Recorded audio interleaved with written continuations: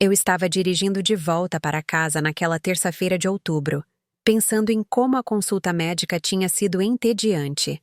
Exames de rotina, pressão boa, colesterol um pouco alto, mas nada que me preocupasse demais. O médico disse que eu estava bem para meus 64 anos. Fiz questão de passar no supermercado e comprar aqueles biscoitos de aveia que Marcos gostava quando era criança. Sei que ele não vinha me visitar há semanas, mas uma parte boba de mim ainda achava que talvez ele aparecesse de surpresa. A rua estava quieta quando estacionei. 3 horas da tarde. Todo mundo trabalhando. Peguei as sacolas do banco de trás e notei que a porta da frente estava entreaberta. Não trancada. Apenas encostada. Meu estômago apertou um pouco. Eu sempre trancava a porta. Sempre. Pensei em ladrões, mas a vizinhança era segura. Tinha que ser outra coisa. Empurrei a porta devagar. Entrei e o silêncio me atingiu como um soco. Não era um silêncio normal. Era o tipo de silêncio que você sente quando algo está errado. Muito errado. Deixei as sacolas no chão da entrada e caminhei até a sala de estar. Vazia. A televisão tinha sumido. A mesa de centro onde eu sempre deixava minhas revistas, sumida. Olhei para o canto onde ficava o abajur que pertenceu à minha mãe.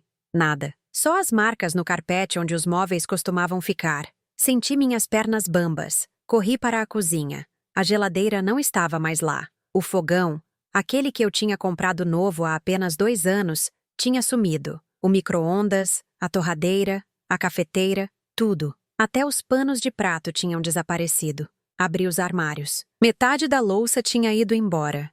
As panelas boas, as que eu usava no dia de ação de graças, sumidas. Subi as escadas tropeçando, o coração batendo tão forte que eu conseguia ouvir o pulso nos meus ouvidos. O quarto de hóspedes estava intacto, mas meu quarto era outra história. A TV pequena que eu assistia antes de dormir, gone. O rádio-relógio do James, meu falecido marido, que eu mantinha na mesinha de cabeceira mesmo depois de 3 anos da morte dele, tinha sumido. Abri o armário. Metade das minhas roupas ainda estava lá, mas as toalhas boas do banheiro tinham desaparecido. Sentei na beirada da cama tentando respirar direito. Não fazia sentido. Ladrões não levam geladeiras e fogões em plena luz do dia. E como entraram? Não tinha sinais de arrombamento na porta da frente. Então me lembrei. Marcos tinha uma chave. Dei a ele quando se casou com Jéssica há 2 anos. Disse que era para emergências. Ele era meu filho. Meu único filho. Parecia natural que ele tivesse acesso à casa onde cresceu. Peguei o telefone com as mãos tremendo e liguei para ele. Foi direto para a caixa postal. Tentei de novo. Caixa postal. Liguei para Jéssica. O telefone tocou uma vez e caiu. Ela tinha recusado minha ligação. Voltei para a cozinha e foi quando vi o bilhete. Estava em cima do balcão onde a cafeteira costumava ficar. Era a letra de Marcos. Aquela letra desleixada que eu conhecia desde que ele aprendeu a escrever. Mãe, você sempre diz que família compartilha tudo. Estamos compartilhando agora. Não liga. Você nem usa metade dessas coisas mesmo. M. Nenhum te amo. Nenhum desculpa.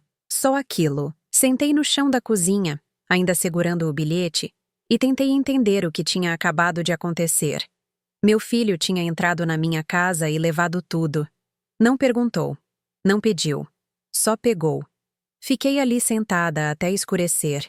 Não liguei as luzes porque a maioria dos abajures tinha sumido de qualquer jeito. Apenas fiquei ali, olhando para o espaço vazio onde minha geladeira deveria estar, tentando processar que a pessoa que eu tinha criado, que eu tinha amado mais que tudo na vida, tinha me feito isso. Minha cabeça começou a viajar. Lembrei de quando Marcos tinha 12 anos e o pai dele morreu. Câncer de pâncreas. Levou James em 6 meses. Marcos ficou perdido, revoltado. Parou de falar comigo por semanas. Eu não sabia como alcançá-lo, então fiz o que achei melhor. Trabalhei. Trabalhei dobrado. Peguei turnos extras no hospital como enfermeira, finais de semana, feriados. Queria que ele tivesse tudo o que precisava. Queria que ele não sentisse falta de nada só porque o pai tinha ido embora. Quando Marcos quis entrar para o time de futebol da escola, eu paguei. Quando ele quis ir para aquele acampamento de verão caro, eu paguei. Quando ele bateu o carro aos 17 e o seguro não cobriu tudo, eu paguei. Eu sempre pagava. Ele entrou na faculdade estadual. Não era a universidade dos sonhos dele, mas era o que eu podia pagar sem fazer empréstimos absurdos. Marcos reclamou. Disse que os amigos dele estavam indo para escolas melhores. Eu expliquei que estava fazendo o melhor que podia. Ele parou de vir para casa nos finais de semana depois disso. Depois da formatura, Marcos passou por 5 empregos diferentes em 3 anos. Sempre tinha uma desculpa. O chefe era idiota. Os colegas tinham inveja.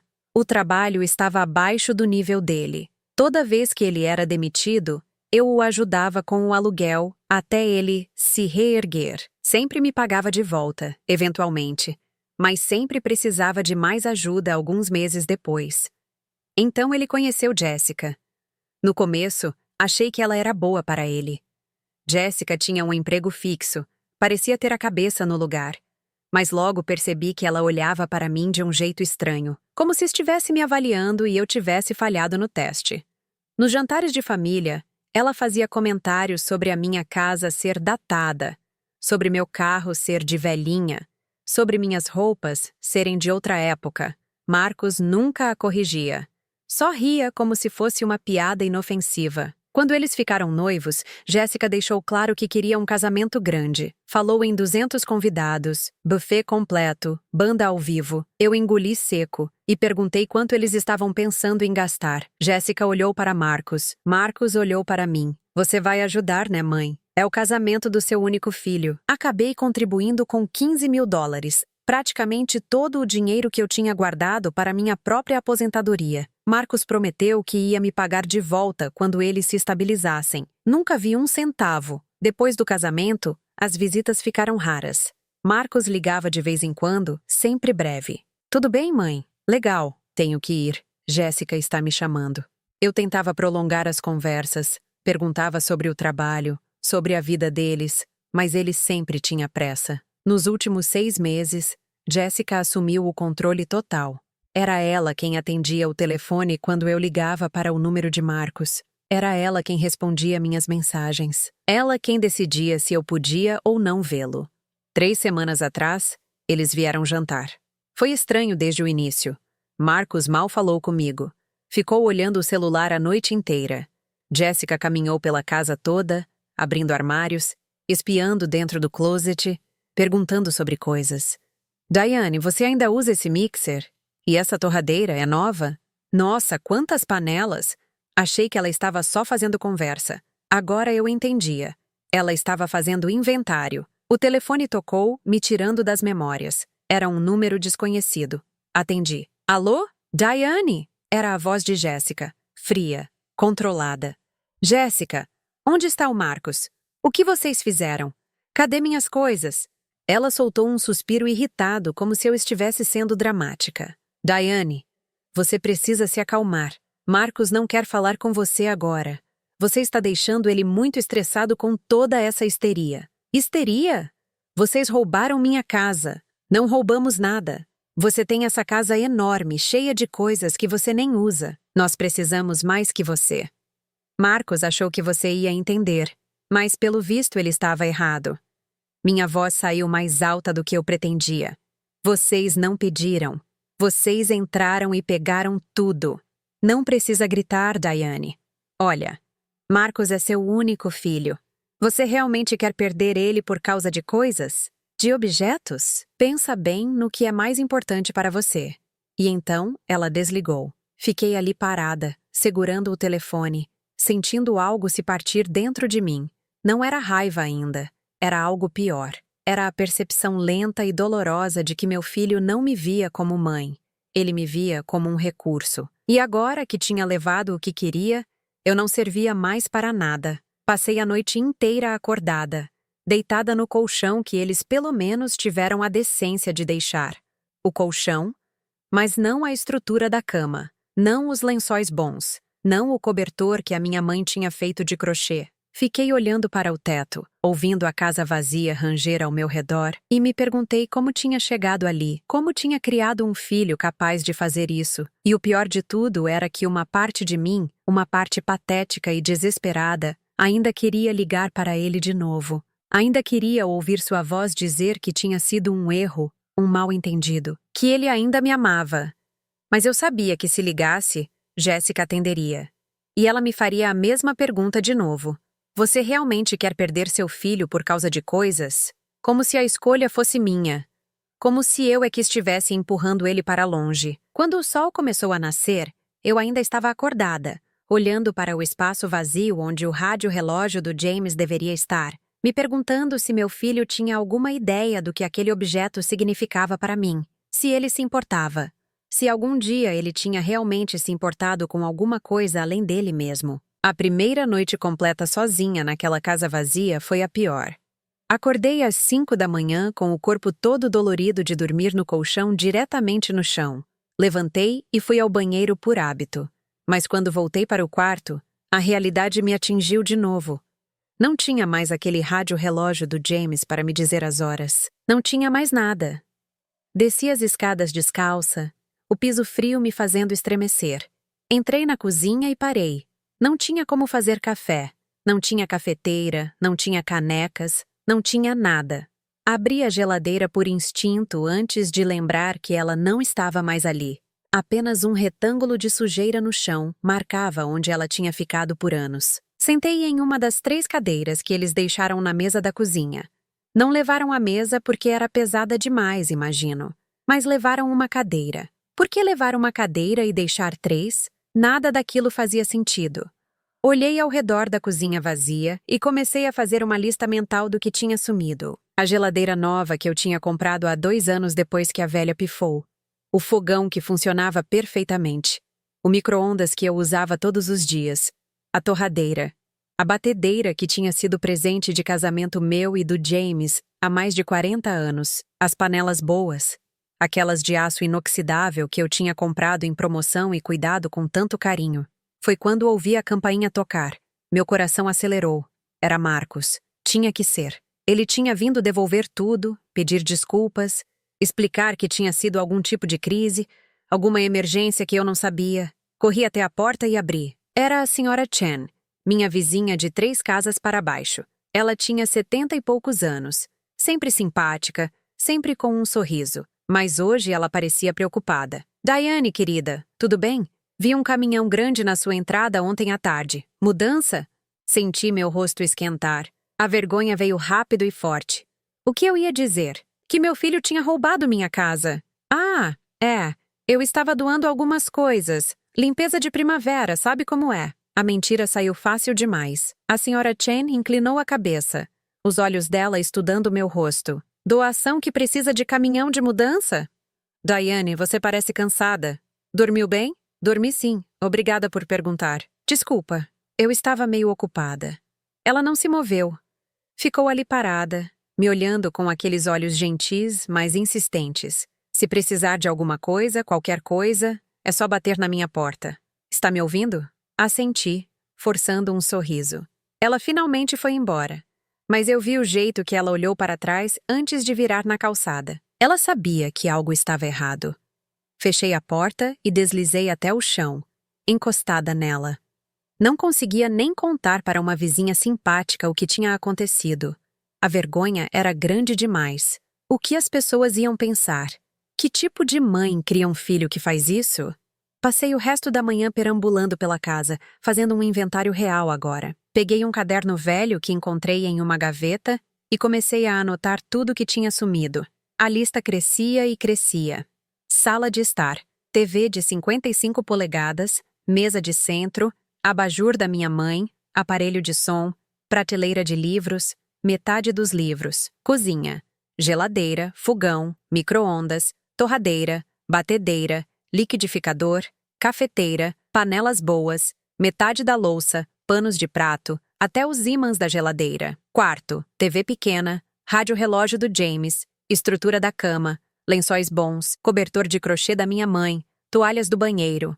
Quanto mais eu escrevia, mais percebia que eles tinham sido estratégicos. Levaram coisas que podiam vender ou usar, mas deixaram o suficiente para que eu não ficasse completamente desamparada. Como se isso tornasse tudo menos cruel. Meu celular tocou. Número desconhecido de novo. Pensei em não atender, mas atendi. Diane? É o Marcos. Meu coração pulou. Marcos, graças a Deus. Filho, o que está acontecendo? Por que vocês fizeram isso? Houve uma pausa longa. Eu conseguia ouvir respiração dele, pesada, nervosa. Mãe, olha, a gente estava desesperado, tá? Jéssica está grávida. O mundo parou. Grávida? 3 meses. E a gente foi despejado do apartamento mês passado. Estamos morando com a mãe da Jéssica e ela. Ela está cobrando o aluguel da gente. A gente não tinha escolha. Marcos, por que você não me contou? Eu poderia ter ajudado. Ajudado como, mãe? A voz dele ficou mais dura. Você sempre quer ajudar, mas nunca é o suficiente, é? Você tem essa casa enorme, cheia de coisas que você nem usa. A gente só pegou o que você não precisa. Não preciso? Marcos, vocês levaram a geladeira. O fogão. Como eu vou viver sem geladeira? Você pode comprar outra. Você tem dinheiro guardado. Eu sei que tem. Senti raiva subindo pela primeira vez. Raiva de verdade. O dinheiro que eu guardei é para minha aposentadoria. Eu trabalhei 40 anos como enfermeira para ter esse dinheiro. E eu sou seu filho. Vou ser pai. Você não liga para o seu neto? Eu nem sabia que existia um neto até 30 segundos atrás. Silêncio. Então ele falou, mais baixo agora. Olha, a gente vai devolver algumas coisas quando se estabilizar. Mas agora a gente precisa mais que você. Você é egoísta, mãe. Sempre foi. Egoísta? Minha voz saiu fina, quebradiça. Eu te criei sozinha depois que seu pai morreu. Trabalhei turnos duplos para você ter tudo o que precisava. Paguei seu casamento. Te ajudei com aluguel inúmeras vezes. E eu sou egoísta? Você fez tudo isso para controlar a gente, para que eu me sentisse em dívida com você. Jéssica me mostrou isso. Ela me fez ver como você sempre manipulou tudo. Jéssica. Claro. Sempre voltava para ela. Marcos, você me ouve? Realmente me ouve? Ou só escuta o que Jéssica diz? Ele desligou. Fiquei ali parada no meio da sala vazia, segurando o telefone, sentindo algo se solidificar dentro de mim. Não era mais só dor, era percepção. Marcos não ia pedir desculpas. Ele realmente achava que tinha feito a coisa certa, que eu é que estava errada. O resto do dia passou em uma névoa. Não comi nada porque não tinha como preparar comida sem fogão. Bebi água da torneira porque não tinha copos limpos. Sentei no sofá que eles deixaram e fiquei olhando para a parede, tentando entender como minha vida tinha desmoronado tão rápido. À noite, tentei dormir de novo naquele colchão no chão, mas dessa vez não consegui. Fiquei revirando, pensando em todas as vezes que tinha cedido, todas as vezes que tinha dito sim quando deveria ter dito não. Lembrei de quando Marcos tinha 17 anos e bateu o carro do amigo dele porque estava dirigindo bêbado. O amigo queria processar. Eu paguei os danos do carro e convenci os pais a não levar adiante. Marcos prometeu que nunca mais ia beber e dirigir. 6 meses depois, pegou o DUI. Paguei o advogado. Lembrei de quando ele perdeu o primeiro emprego pós-faculdade porque não aparecia na hora certa. Paguei o aluguel dele por 3 meses, enquanto ele procurava algo melhor. Ele encontrou outro emprego. Perdeu de novo em menos de 1 ano. Sempre tinha uma desculpa. Lembrei do casamento. $15.000. Jéssica queria flores importadas. Queria aquele salão específico. Queria o fotógrafo caro. Marcos me olhou com aqueles olhos que ele fazia desde criança. Aqueles olhos de cachorro abandonado e disse: "É só uma vez na vida, mãe." Eu disse sim. Sempre dizia sim. E agora eu estava deitada em um colchão no chão de uma casa vazia porque dizer sim nunca tinha sido suficiente. Porque eu tinha ensinado meu filho que ele podia pegar o que quisesse de mim e eu sempre ia perdoar. Por volta das 3 da manhã, desisti de tentar dormir. Desci e sentei na cozinha escura. Foi quando vi meu laptop em cima do balcão. Eles não tinham levado. Abri ele e, sem pensar muito, entrei no Facebook. A primeira coisa que vi me fez o sangue congelar. Era um post de Jéssica de 2 horas atrás. Uma foto da minha TV na sala da casa da mãe dela. A legenda dizia: "Finalmente conseguimos uma TV decente. Graças a Deus por família que ajuda quando precisamos. Dai abençoados. Dai a nova fase." 17 pessoas tinham curtido. 5 comentários dizendo: "Parabéns!" E "Que lindo! Minha TV." A TV que o James e eu tínhamos comprado juntos 3 anos antes dele morrer. A última coisa grande que compramos juntos. E ela estava lá, na casa da mãe da Jéssica, sendo exibida nas redes sociais como se fosse uma conquista deles. Rolei para baixo e vi outro post, esse de 3 dias atrás. Jéssica de novo. Alguém sabe onde vender eletrodomésticos usados? Limpando algumas coisas. 6 pessoas tinham respondido com sugestões. Facebook Marketplace, Craigslist, lojas de segunda mão. Eles não estavam só usando minhas coisas. Estavam vendendo. Entrei no Facebook Marketplace com as mãos tremendo. Digitei geladeira na busca e filtrei por localização próxima. E lá estava. Minha geladeira. Postada ontem por um perfil chamado M. Holloway. Marcos. A descrição dizia: geladeira em ótimo estado, quase nova. $800 ou melhor oferta. Preciso vender rápido. $800. Ele estava vendendo minha geladeira de $2.000 por 800. Continuei procurando. Encontrei o micro-ondas. $200. A batedeira da KitchenAid. 150. As panelas boas em um lote. $100. Eles estavam vendendo minha vida por mixaria. Fechei o laptop antes que fizesse algo que me arrependesse. Antes que enviasse mensagens furiosas. Antes que comentasse nos posts. Antes que expusesse tudo para os amigos deles verem. Mas algo tinha mudado. A dor tinha se transformado em outra coisa. Não era raiva exatamente. Era clareza. Peguei meu celular e fiz algo que deveria ter feito desde o começo. Tirei print de todos os posts, de todos os anúncios, de todas as evidências de que eles não tinham só pegado minhas coisas. Eles estavam lucrando com elas. Salvei tudo em uma pasta. Não sabia ainda o que ia fazer com isso, mas alguma coisa em mim tinha acordado. Alguma coisa que tinha estado dormindo por tempo demais. Olhei ao redor da minha cozinha vazia enquanto o sol começava a nascer. Pensei em todas as manhãs que tinha acordado ali, feito café, preparado o café da manhã para Marcos quando ele era pequeno. Pensei em como tinha cuidado daquela casa, daquele espaço, tentando mantê-lo como um lar mesmo depois que James morreu. E agora estava vazia. Mas talvez vazia fosse melhor que cheio de lembranças de alguém que nunca tinha realmente me amado do jeito que eu achava. Meu celular vibrou. Mensagem de Jéssica.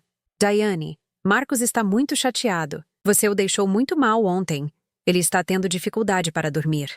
Você precisa parar de ser dramática e aceitar que estamos em uma fase difícil. Família apoia família. Olhei para a mensagem por um longo tempo. Meus dedos pairaram sobre o teclado, querendo digitar tantas coisas, querendo gritar, explicar, fazer ela entender, mas não respondi, porque estava começando a entender algo importante. Não importava o que eu dissesse. Para eles, eu sempre seria a vilã, se não fosse a vítima silenciosa. Não havia meio termo onde eu podia ser simplesmente uma pessoa com limites. Bloqueei o número dela. E pela primeira vez em dias consegui respirar um pouco mais fundo. Passei os próximos 3 dias em uma espécie de piloto automático. Comprei uma cafeteira barata no Walmart, alguns pratos e talheres de plástico, comida que não precisava de geladeira. Dormi no colchão no chão. Evitei olhar para os espaços vazios, porque cada vez que olhava, sentia aquele aperto no peito voltando. No 4º dia, Carol apareceu na minha porta. Carol era minha melhor amiga desde os tempos de enfermagem, 30 anos atrás. Tínhamos trabalhado juntas no mesmo hospital até eu me aposentar há 2 anos. Ela tinha ligado 3 vezes durante aqueles dias, e eu tinha inventado desculpas para não atender. Mas Carol não era do tipo que desistia fácil. Diane, abre essa porta. Eu sei que você está aí dentro. Abri. Ela entrou sem esperar convite. Aqueles olhos castanhos já escaneando tudo ao redor. Vi o exato momento em que ela percebeu. Os olhos dela se arregalaram. A boca se abriu levemente. Diane, onde estão suas coisas? Tentei forçar um sorriso. Estou fazendo uma reforma. Minimalismo, sabe? Minimalismo. Carol repetiu a palavra como se fosse veneno. Ela caminhou até a cozinha, olhou para o espaço onde a geladeira deveria estar, então se virou para mim. Você vai me dizer o que aconteceu ou eu vou ter que adivinhar. E então tudo desmoronou. Comecei a chorar ali mesmo, no meio da sala vazia. E não consegui parar. Carol me abraçou e me levou até o sofá, me fazendo sentar enquanto eu soluçava. Contei tudo. O dia que voltei para casa e encontrei tudo vazio. O bilhete. As ligações com Marcos e Jéssica. Os posts no Facebook.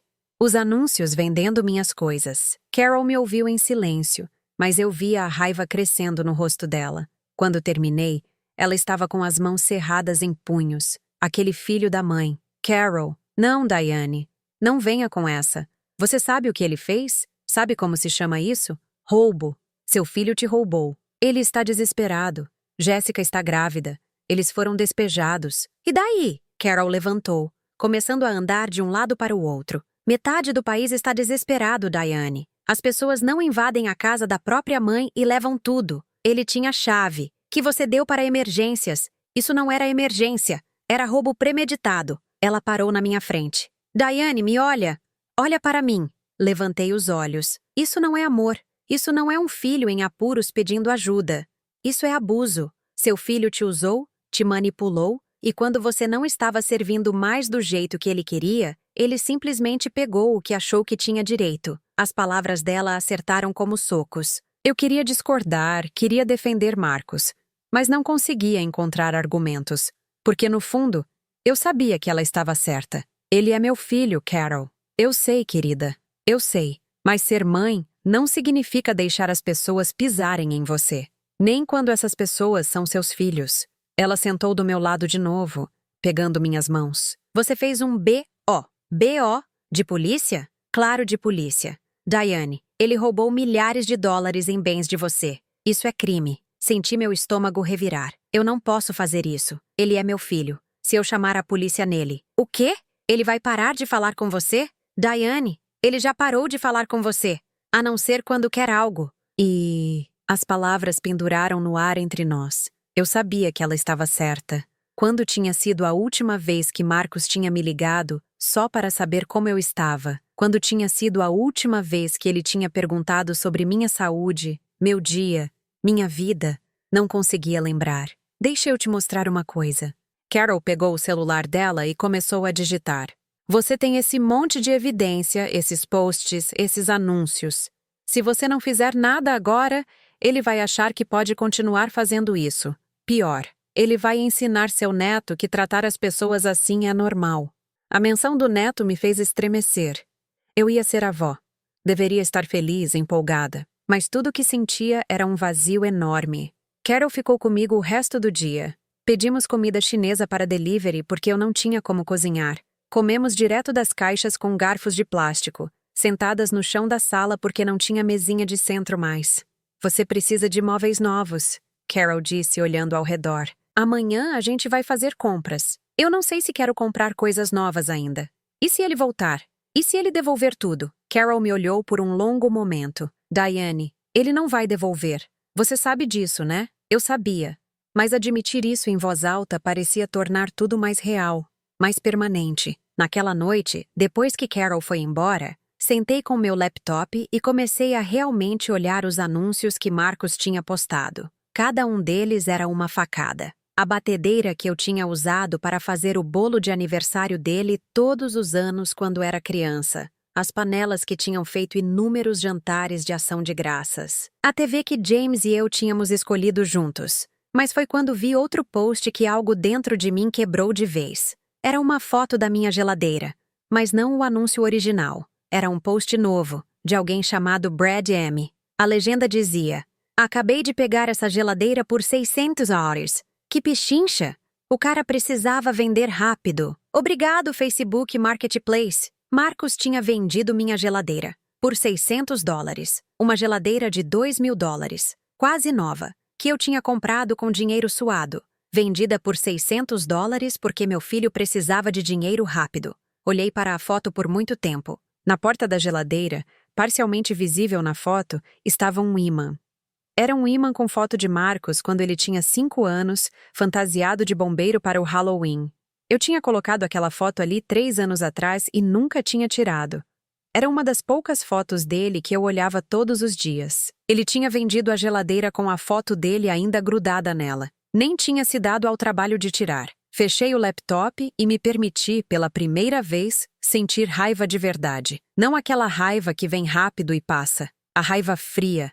Aquela que se instala e não vai embora. A raiva de perceber que você foi usada, manipulada e descartada por alguém que você amaria até o fim do mundo. Peguei meu celular e escrevi um texto para Marcos. Escrevi e apaguei 3 vezes antes de finalmente mandar. Você vendeu a geladeira por $600. Você vendeu minhas coisas por mixaria.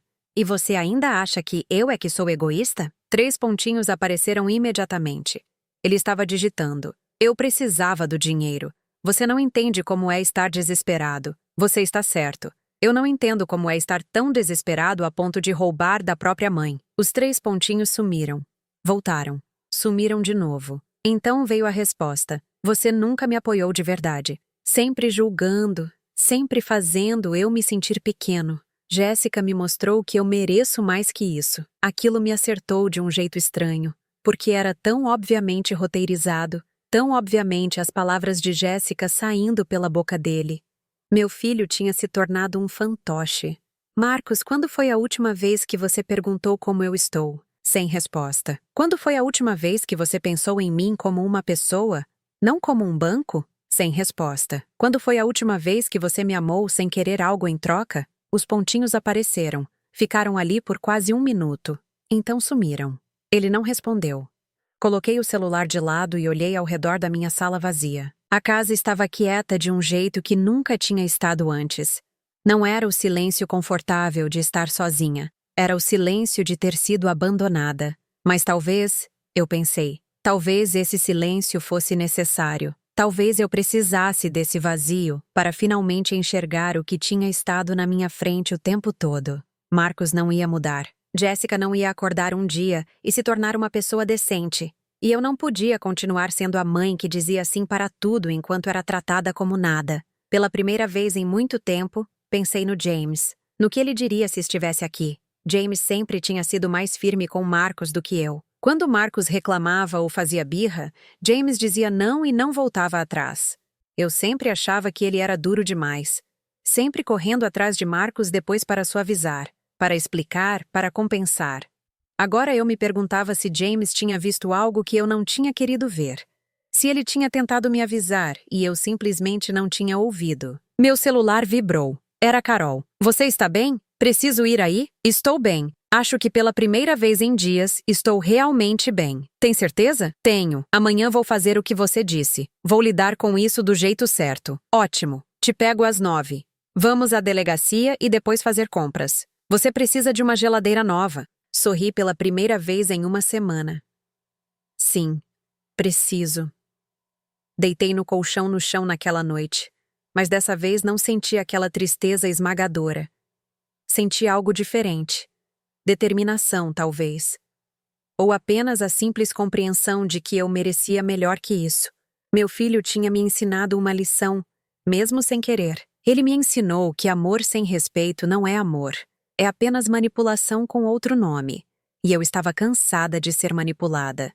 Carol chegou às 9 em ponto na manhã seguinte como prometido. Eu estava pronta. Tinha até me arrumado direito pela primeira vez em uma semana.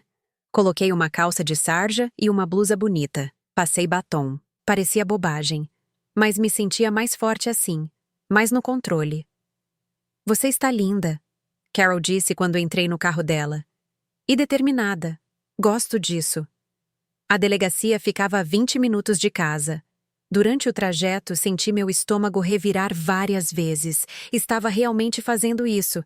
Estava indo à polícia fazer queixa do meu próprio filho. A recepção da delegacia cheirava a café velho e desinfetante. Uma oficial jovem estava atrás do balcão. Não devia ter mais de 30 anos.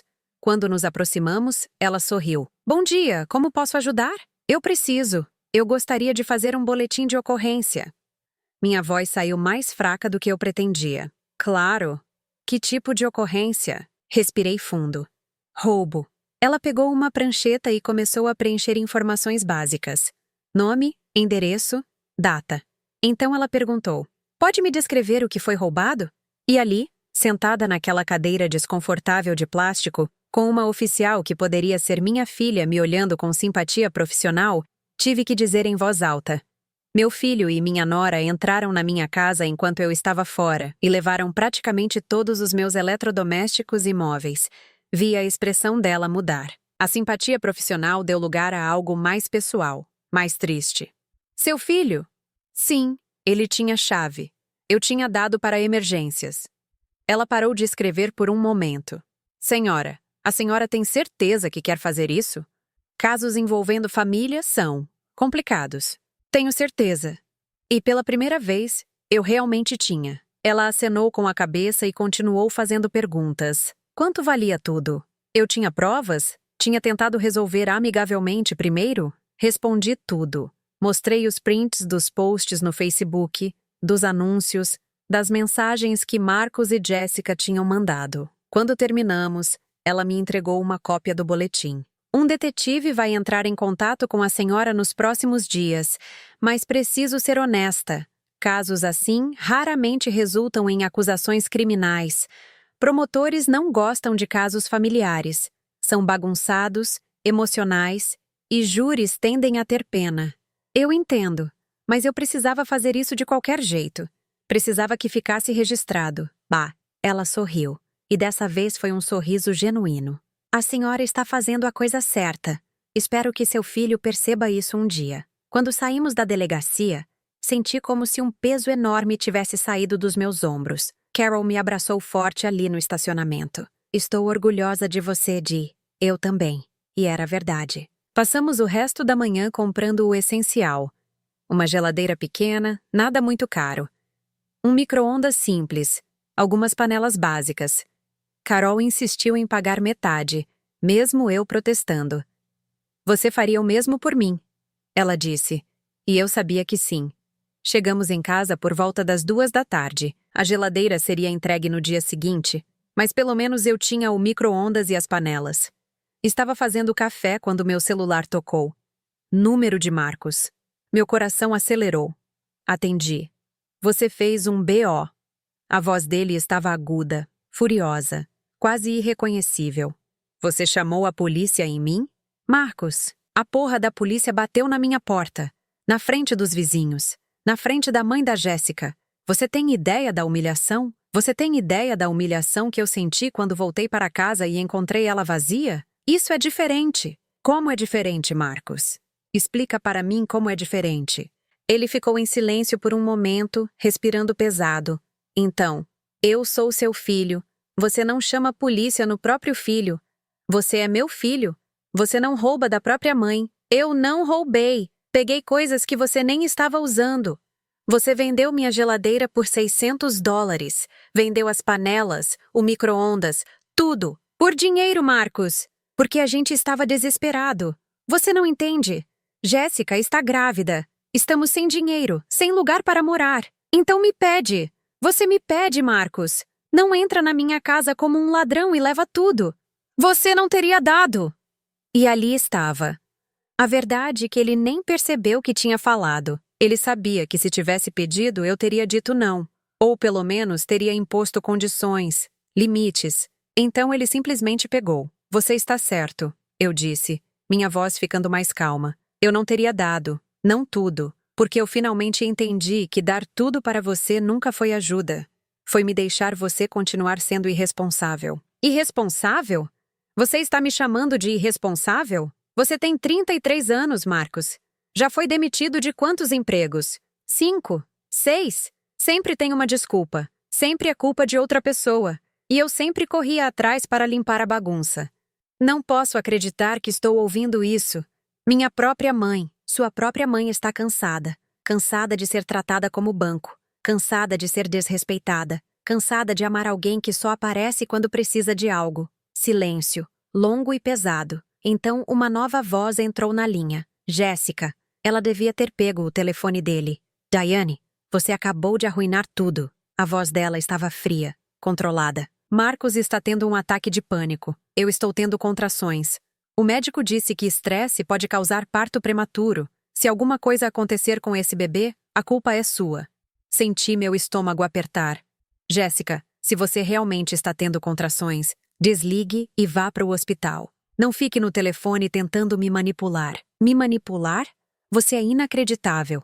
Sabe o que Marcos me disse? Disse que você sempre foi assim, fria, controladora, que o pai dele sofreu casado com você. Aquilo doeu. Doeu de um jeito que eu não esperava. Porque James nunca tinha se queixado. James tinha me amado. Eu tinha certeza disso. Mas agora essa garota que mal me conhecia estava jogando na minha cara mentiras sobre meu falecido marido. Jéssica, você não conheceu meu marido. Você não sabe nada sobre nosso casamento. Sei o que Marcos me contou. Sei que você mimou ele quando criança e agora quer puni-lo por ter se tornado dependente de você. Isso é abuso, Diane. Abuso psicológico. Eu ri. Não pude evitar. Foi uma risada curta, amarga, mas saiu. Abuso é entrar na casa de alguém e roubar tudo. Abuso é manipular, mentir e depois jogar a culpa na vítima. E você sabe muito bem sobre abuso, não sabe, Jéssica? Você fez isso com Marcos e agora ele está fazendo comigo. Como você ousa? Devolve minhas coisas, Jéssica. Devolve ou o boletim de ocorrência continua ativo. E se eu descobrir que você vendeu mais alguma coisa, eu processo vocês dois. Processar? Com que dinheiro? Você é uma enfermeira aposentada. Tenho o suficiente. E você sabe o que mais eu tenho? Tempo. Todo o tempo do mundo para tornar a vida de vocês miserável legalmente se vocês não devolverem o que é meu. Desliguei antes que ela pudesse responder. Minhas mãos estavam tremendo. Sentei na cadeira da cozinha e coloquei a cabeça entre as mãos. Será que eu tinha ido longe demais? Será que estava sendo cruel? O celular tocou de novo. Dessa vez eu não atendi. Foi para a caixa postal. Segundos depois, mensagem de texto de Marcos. Você nunca mais vai ver seu neto. Nunca. Você escolheu coisas materiais ao invés de família. Espero que você seja feliz sozinha. Li a mensagem 3 vezes. Cada vez esperando sentir alguma coisa diferente. Medo, talvez. Arrependimento. Desespero. Mas tudo que senti foi uma calma estranha. Porque a verdade era que eu já não tinha família. Não realmente. Tinha um filho que me via como ATM e uma nora que me via como obstáculo. Tinha um neto que ia nascer e que eu provavelmente nunca conheceria de qualquer jeito, porque Jéssica nunca ia deixar. Já tinha perdido Marcos. Só estava demorando para aceitar. Escrevi uma resposta. Se você acha que estou escolhendo coisas ao invés de você, é porque você nunca me viu como mais que uma fonte de coisas. Não enviei. Apaguei. Não adiantava. Ele não ia entender. Talvez nunca entendesse. Bloqueei o número dele também. Carol ligou 1 hora depois. Como você está? Honestamente? Não sei. Ele ligou. Ficou furioso. Jéssica ameaçou que eu nunca vou ver o neto. Diane. Mas está tudo bem, Carol. Eu acho. Eu acho que está tudo bem. Porque continuar nesse ciclo, deixar eles me usarem só para ter algum contato com eles, isso não é vida. Isso não é amor. Não, não é. E você merece amor de verdade, do tipo que não vem com condições. Depois que desliguei, sentei na sala vazia e pensei sobre isso. Amor sem condições. Eu tinha dado isso para Marcos a vida inteira, mas ele nunca tinha retribuído. O amor dele sempre tinha um preço. Olhei ao redor da casa. Vazia, mas minha. Silenciosa, mas honesta. Não tinha mais nada escondido, nada fingido. Era só eu, meus limites e minha dignidade. E talvez, só talvez, isso fosse suficiente. As semanas seguintes foram estranhas. A geladeira nova chegou, pequena e eficiente. Nada como a antiga, mas funcional. Comprei um sofá usado no Goodwill. Uma mesinha de centro simples. A casa começou a parecer menos vazia, mas diferente. Não parecia mais o lugar onde eu tinha criado Marcos, onde James e eu tínhamos construído nossa vida. Parecia novo, meu. O detetive ligou 1 semana depois do boletim de ocorrência. Homem de meia idade. Voz cansada. Senhora Holloway, sobre seu caso. Falei com seu filho. Ele alega que você deu permissão verbal para ele levar os itens. Ele está mentindo. Eu sei. Mas provar isso em tribunal é complicado. O promotor não quer pegar o caso. Disse que é assunto civil, não criminal. Eu já esperava isso. A oficial tinha me avisado. Então o que eu faço? A senhora pode processar no tribunal de pequenas causas, ou pode usar o BO como pressão. Às vezes, só o fato de ter algo registrado faz as pessoas devolverem as coisas para evitar mais problemas. Obrigada, detetive. Sinto muito que sua família está passando por isso, senhora. Vejo casos assim mais do que deveria. Filhos adultos que acham que os pais devem tudo a eles. Depois que desliguei, fiquei pensando nisso. Quantas outras mães estavam passando pelo mesmo? Quantas estavam se sentindo culpadas, envergonhadas, sozinhas? Decidi fazer algo que não fazia há anos. Liguei para o grupo de apoio da igreja que eu costumava frequentar. Não tinha ido à igreja desde que James morreu, mas sabia que o grupo ainda se reunia às quartas-feiras. A coordenadora do grupo, uma mulher chamada Patrícia, atendeu. Diane, quanto tempo? Claro que você pode vir. A gente se reúne às 7. Quarta-feira à noite, dirigi até a igreja. Meu estômago estava embrulhado. Não sabia o que esperar. Mas quando entrei na salinha onde o grupo se reunia, vi rostos conhecidos e novos, todos com aquela expressão de quem carrega algo pesado. Patrícia me abraçou. Estamos felizes que você voltou. Sentamos em círculo. Umas 15 pessoas. Patrícia começou. Alguém quer compartilhar algo hoje? Antes que pudesse pensar muito, levantei a mão. Contei tudo. A casa vazia, o bilhete, Marcos e Jéssica, o boletim de ocorrência. Quando terminei, esperava julgamento. Esperava que alguém dissesse que eu tinha exagerado, que família era sagrada, que eu deveria perdoar. Mas não foi isso que aconteceu. Uma mulher do outro lado do círculo, devia ter uns 70 anos, começou a chorar baixinho. Minha filha fez algo parecido comigo há 3 anos. Pegou todas as joias da minha mãe, disse que ia limpar, vendeu tudo. Quando confrontei, ela disse que eu ia morrer logo mesmo e que ela precisava do dinheiro agora. Outro homem, mais jovem, na faixa dos 50. Meu filho me pediu para ser fiador no apartamento dele. Parou de pagar o aluguel no 2º mês. Arruinou meu crédito. Quando falei com ele, disse que eu podia pagar porque eu tinha aposentadoria. História após história. Filhos que drenaram contas bancárias. Filhas que forjaram assinaturas. Netos que nunca eram permitidos visitar a menos que chegassem com presentes caros. Não estava sozinha. Tinha toda uma comunidade de pais que tinham sido usados, abusados, descartados. Patrícia falou no final. A sociedade nos diz que amor de pais tem que ser incondicional. E é verdade. Nosso amor é. Mas respeito também tem que ser incondicional. Vocês merecem ser tratados com dignidade básica. Estabelecer limites não é falta de amor. É amor próprio. Quando saí da igreja naquela noite, chorei no carro. Mas não era choro de tristeza. Era alívio. Alívio de saber que não era só eu. Que não era minha culpa. Que eu não tinha falhado como mãe por não aceitar ser abusada. No dia seguinte, aconteceu algo inesperado. Eu estava regando as plantas da frente quando uma minivan estacionou na entrada. Uma mulher saiu, carregando uma caixa. Diane Holloway. Sim? Sou Linda, do grupo de mulheres da Igreja do Calvário. Ouvimos sobre sua situação. Fizemos uma arrecadação. Ela abriu a porta de trás da van. Estava cheia de caixas. Toalhas, lençóis, utensílios de cozinha, até um abajur. Pessoal, não precisam. Nós queremos. Outra mulher saiu do banco do passageiro. Ninguém deveria passar por isso sozinha. Deixa a gente ajudar. Passei a tarde toda recebendo doações. Pessoas que eu nem conhecia direito apareceram com coisas. Um casal de idosos trouxe uma TV pequena. Nossa filha mandou uma nova. Não precisamos de 2. A senhora Chen da vizinhança apareceu com um conjunto de panelas. Comprei novo no Natal, essas ainda estão ótimas. Quando o dia terminou, minha casa não estava mais vazia. Não eram as coisas que eu tinha antes, mas eram coisas dadas com afeto genuíno, por pessoas que se importavam sem esperar nada em troca. Carol veio jantar naquela noite. Fiz macarrão nas panelas novas, servimos em pratos que alguém tinha doado, sentamos na mesa que outra pessoa tinha trazido. Você está diferente, Carol disse, me observando. Diferente como? Mais leve, como se tivesse colocado algo pesado no chão. Ela estava certa. Eu tinha colocado. Tinha colocado a culpa, a obrigação de consertar Marcos. A ilusão de que se eu só amasse o suficiente, ele mudaria. Acha que ele vai voltar? Carol perguntou. Marcos? Não sei. Talvez quando o dinheiro acabar. Talvez quando Jéssica mandar. Mas se voltar, vai ser diferente. Como? Vai ter condições.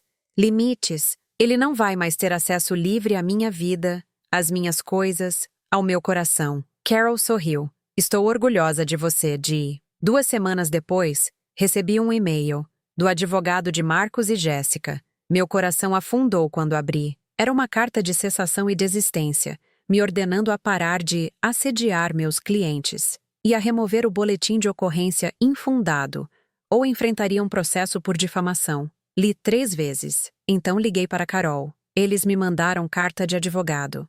Deixa eu adivinhar.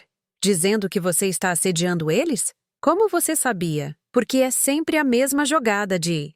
Quando abusadores perdem controle, eles tentam virar a mesa, fazer você parecer a vilã. O que eu faço? Você responde, mas não sozinha. Você arranja seu próprio advogado. Carol me indicou uma advogada que ela conhecia, Sarah Chen. Não era parente da senhora Chen da vizinhança. Só coincidência de sobrenome. Sarah tinha um escritório pequeno, mas bem organizado. E quando contei minha história, ela apenas acenou com a cabeça como se já tivesse ouvido 1000 vezes. Isso é intimidação legal básica, Sarah disse. O advogado deles provavelmente cobrou $300 para mandar essa carta. É barato e geralmente funciona porque assusta as pessoas. Estou assustada. Não precisa estar. Você tem provas, tem testemunhas, tem o boletim de ocorrência. Eles têm uma carta vazia. Deixa eu responder para eles. Sem custo. Sem custo? Sarah sorriu. Considere pro bono. Vejo casos assim demais. Filhos adultos explorando pais e depois tentando intimidá-los legalmente quando os pais reagem. Alguém precisa lutar por vocês. A resposta de Sarah foi curta e direta. Essencialmente, minha cliente agiu dentro de seus direitos legais. Seu cliente cometeu roubo. Se seu cliente devolver os bens roubados ou compensação monetária equivalente, consideraremos encerrar o BO. Caso contrário, estamos preparados para processo civil. Marcos ligou 2 dias depois. Eu não tinha desbloqueado o número dele, então foi de outro telefone. Advogado? Você contratou um advogado? Você contratou primeiro. Aquilo foi só para te assustar, para você parar com essa palhaçada de polícia. Não é palhaçada, Marcos. É consequência. Algo que você claramente nunca aprendeu. Sabe de uma coisa? Esquece. Esquece tudo. Pode ficar com suas coisas preciosas. Pode ficar com seu orgulho ferido. Eu tenho uma família agora. Uma família de verdade. Jéssica, o bebê, a mãe dela, pessoas que realmente me apoiam. Ótimo. Espero que vocês sejam felizes juntos.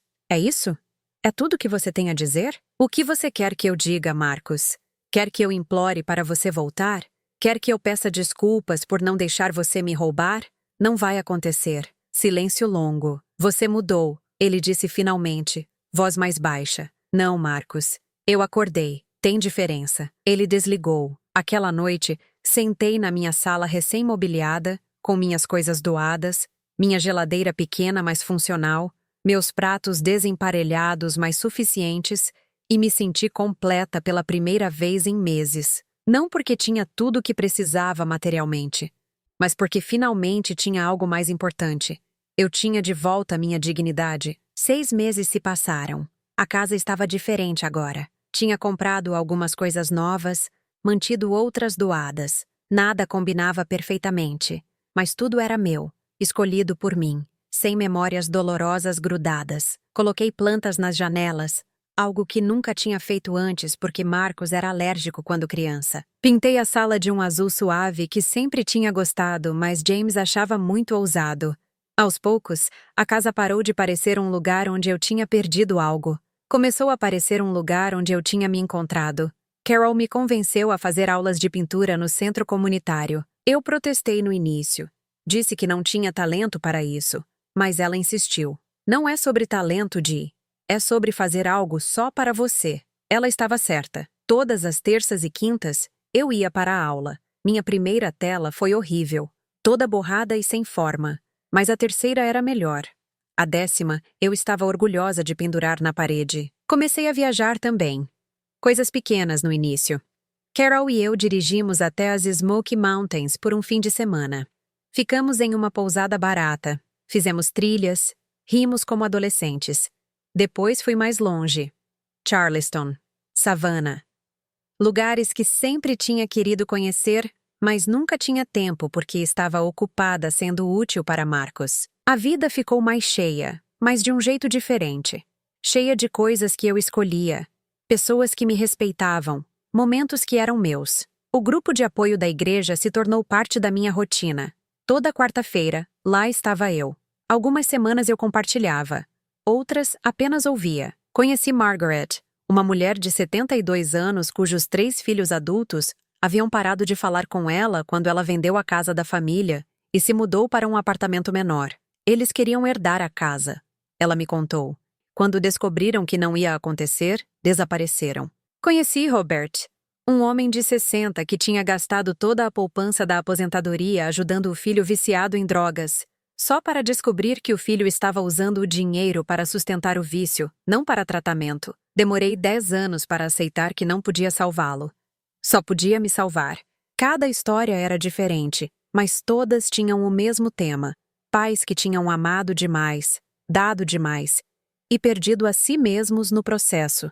E agora estavam aprendendo dolorosamente a viver de novo. Durante esses meses, não tive notícias de Marcos. Nenhuma ligação, nenhum texto, nenhum e-mail. Parte de mim ficava checando o telefone, esperando. Mas a cada dia que passava, aquela parte ficava menor. Até que um dia, em dezembro, 7 meses depois de tudo, vi um post no Facebook. Não estava procurando. Tinha até parado de entrar tanto nas redes sociais. Mas aquele dia, por algum motivo, entrei. E lá estava. Uma foto de Jéssica no hospital, segurando um bebê embrulhado em azul. A legenda dizia: "Bem-vindo ao mundo, Dylan James Cooper. 7 libras, 4 onças. Nosso milagre. Dylan James." Tinham dado o nome do meu falecido marido para o bebê. Fiquei olhando para a foto por muito tempo. O bebê era pequenininho, vermelhinho, com aqueles olhos apertados que todos os recém-nascidos têm. Meu neto. O bebê que Marcos tinha dito que eu nunca conheceria. Esperei sentir algo devastador. Perda, arrependimento, desespero. Mas o que veio foi mais suave. Era tristeza, sim, mas uma tristeza aceitável. Como quando você vê a foto de um lugar bonito que nunca vai visitar. É uma pena, mas não é o fim do mundo. Olhei os comentários, dezenas de parabéns, e que lindo, e corações. Nenhuma menção de mim, nenhuma vovó está feliz, ou já conheceu a avó. Era como se eu não existisse. E talvez, para eles, eu realmente não existisse mais. Fechei o Facebook e fui regar minhas plantas. 2 semanas depois, na véspera do Natal, estava fazendo biscoitos de gengibre com Carol quando a campainha tocou. Olhamos uma para a outra, confusas. Não esperávamos ninguém. Abri a porta. Era Marcos. Ele estava diferente, mais magro, com olheiras profundas, a barba por fazer. Usava a mesma jaqueta que eu tinha comprado para ele 3 anos atrás, agora desgastada e puída. Oi, mãe. Fiquei ali parada, sem saber o que dizer. Uma parte de mim queria fechar a porta. Outra parte, aquela parte maternal que nunca morre completamente. Queria puxá-lo para dentro e perguntar se estava comendo direito. Fiz nenhuma das duas coisas. Apenas esperei. Posso entrar? Ele perguntou. Carol está aqui. Só vou demorar 1 minuto. Abri a porta mais, deixando ele entrar. Carol estava na cozinha, mas eu sabia que ela estava ouvindo tudo. Marcos olhou ao redor da sala, notando as mudanças. As plantas, a pintura nova na parede, a tela que eu tinha feito. A casa está diferente. Tudo está diferente, Marcos. Ele enfiou as mãos nos bolsos, olhando para o chão. Jéssica me deixou. Então era isso, claro. Sinto muito ouvir isso. Ele deu de ombros, mas vi a dor nos olhos dele. Ela conheceu outro cara, um gerente de banco. Tem dinheiro, carro bom, apartamento grande. Levou o Dylan. Mal me deixa ver ele. Diz que preciso pagar pensão antes, mas eu perdi o emprego de novo. Silêncio. Ele estava esperando que eu perguntasse o que aconteceu, que oferecesse ajuda, que voltasse ao papel de sempre. Não fiz nada disso. Por que você está aqui, Marcos? Ele finalmente olhou para mim. Eu queria dizer que... Olha, eu sei que fiz merda. Sei que fiz tudo errado. E eu preciso de ajuda, mãe. Que tipo de ajuda? Dinheiro para o advogado, para tentar ter custódia compartilhada do Dylan. E talvez eu pudesse ficar aqui por uns dias? Só até eu conseguir outro emprego. Ali estava. A razão real da visita. Não era arrependimento. Não era reconciliação. Era necessidade. De novo. Não, ele piscou. O quê? Não, Marcos. Você não pode ficar aqui. E não vou dar dinheiro para advogado. Mas eu sou o seu filho? E Dylan é seu neto. Eu sei quem vocês são. E vocês vão estar bem sem mim. Como você pode dizer isso? Eu estou desesperado. Você estava desesperado há 7 meses. Tão desesperado que entrou na minha casa e levou tudo. Você não pediu ajuda, Marcos. Você roubou. Eu já pedi desculpas por isso. Não, você não pediu. Você acabou de dizer, fiz merda. E já emendou pedindo mais dinheiro. Isso não é desculpa. É manipulação. As narinas dele inflaram. Vi a raiva subindo. Aquela raiva que ele sempre teve quando não conseguia o que queria. Então é isso? Você vai me punir para sempre? Não estou te punindo. Estou me protegendo. Tem diferença. Me protegendo de mim? Do seu próprio filho? Sim, Marcos. Porque você me machuca. E eu finalmente entendi que não sou obrigada a deixar. Ele ficou ali parado, respirando pesado, os punhos cerrados. Você está sendo egoísta. Papai se envergonharia de você. Aquilo poderia ter me atingido antes. Mas agora, eu sabia a verdade. Seu pai te amava, mas ele não te mimava do jeito que eu fazia. Ele te dizia não, colocava limites. E você o odiava por isso. Agora eu estou fazendo a mesma coisa. E você me odeia também. Mas está tudo bem. Prefiro ser odiada a ser usada. Então você realmente não vai me ajudar? Nem com seu neto? Se você realmente se importasse com o Dylan, arrumaria um emprego. Qualquer emprego. Pagaria a pensão. Construiria sua vida. Mas você quer que eu construa para você, de novo. E não vou fazer isso. Marcos deu 2 passos em direção à porta. Então parou. Quando se virou, vi lágrimas nos olhos dele. Pela primeira vez em muito tempo, pareciam genuínas. Eu estraguei tudo. Não estraguei? Senti meu coração apertar. Sim, Marcos, estragou. Tem como consertar? Não sei. Mas não começa com você pedindo dinheiro. Começa com você se responsabilizando. De verdade. Não da boca para fora, mas nas ações. Ele assentiu devagar, limpando os olhos com as costas da mão. Eu posso te ligar às vezes? Só para conversar? Pensei sobre isso. Pode. Mas Marcos, se você ligar pedindo dinheiro, eu vou desligar. Se você ligar tentando me manipular, eu vou desligar. Se você realmente quiser me conhecer, a pessoa que eu sou, e não o que eu posso fazer por você, então sim, podemos conversar. Ele acenou com a cabeça de novo. Então se virou e saiu. Carol apareceu na entrada da cozinha assim que a porta fechou. Não disse nada. Apenas abriu os braços. Caí neles e chorei. Não de arrependimento, mas de alívio. Alívio de ter permanecido firme, de não ter cedido. Você fez a coisa certa. Carol sussurrou no meu ouvido. Doeu. Eu sei, mas você fez. 1 ano se passou antes que Marcos ligasse de novo. 1 ano inteiro de silêncio. E quando finalmente ligou, foi diferente. Oi, mãe. Consegui um emprego. Só no armazém da Home Depot, mas é fixo. Tem benefícios. Estou pagando a pensão em dia agora. Isso é ótimo, Marcos. E eu? Eu comecei terapia. Jéssica não foi a única que me abandonou. Perdi amigos. Perdi a mãe da Jéssica que tinha sido legal comigo. Percebi que o problema não era todo mundo ao meu redor. Era eu. Senti algo se soltar no meu peito. Isso dá muito trabalho. Orgulho de você por tentar. Obrigado. E mãe, sinto muito, de verdade, pelo que fiz, pela casa, pelas coisas, por tudo. Não espero que você me perdoe, mas queria que soubesse. Eu aceito suas desculpas, Marcos.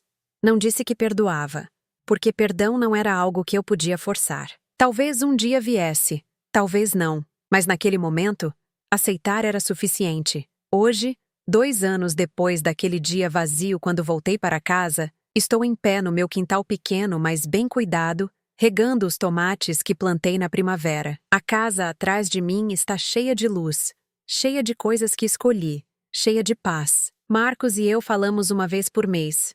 Conversas curtas, superficiais às vezes, mas honestas. Ele ainda está trabalhando na Home Depot, mora em um apartamento pequeno, vê Dylan a cada 2 fins de semana. Não pediu dinheiro nenhuma vez nestes 2 anos. Não sei se nossa relação vai se curar completamente. Não sei se um dia vou conhecer meu neto. Não sei se Marcos realmente mudou ou se está apenas em uma fase boa. Mas aprendi que não preciso saber. Não preciso consertar, salvar ou sacrificar. Posso simplesmente viver minha vida, estabelecer meus limites e deixar que as pessoas lidem com as consequências de suas escolhas. Carol está vindo jantar hoje. Vamos fazer lasanha com legumes do meu jardim. Amanhã tenho aula de pintura. No fim de semana, vou visitar Margaret, do grupo de apoio, que está se recuperando de uma cirurgia. Minha vida é pequena, mas é minha, e pela primeira vez em muito tempo, isso é mais que suficiente. Olho para o céu azul acima, sentindo o sol no rosto, e sorrio. Não porque tudo acabou bem, não porque meu filho voltou e tudo foi perdoado. Sorrio porque aprendi que às vezes a maior vitória não é recuperar o que você perdeu. É descobrir que você nunca precisou daquilo para ser inteira.